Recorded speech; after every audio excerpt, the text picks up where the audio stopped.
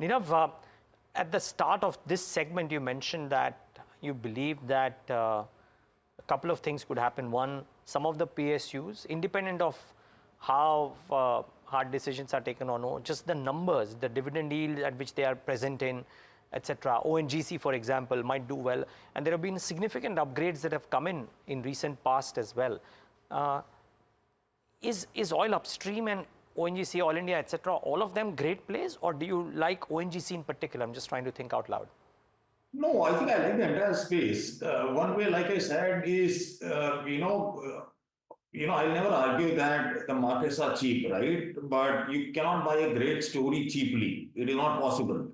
And if the big corrections come, they'll come because there is a dislocation in earnings. And by definition, that means that the outlook is not too great, and therefore maybe the investment may not be too great as well. To me, I always believe that one way to look at this is that you are bullish on India, you are putting 95, 98% of your portfolio, construct a portfolio.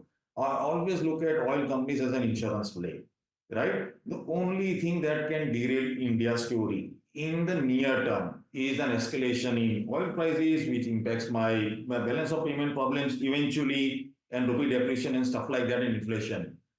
This is an insurance to that portfolio that you are creating. And instead of paying a premium, you're getting a premium because they are yielding you about 8 or 9% in terms of free cash flow yield. In many cases, the dividend yield is about 5 or 6%.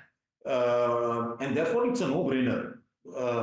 Secondly, I think markets routinely overestimate, what you would call this a transition away from dirty assets into renewable assets.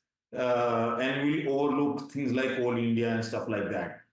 It is not possible to wean away of coal for a long, long time in the future, right? So usually that gives you very, very solid entry points in terms of valuation.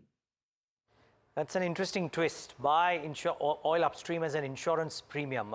Didn't quite hear that, but I think that logic is very sound.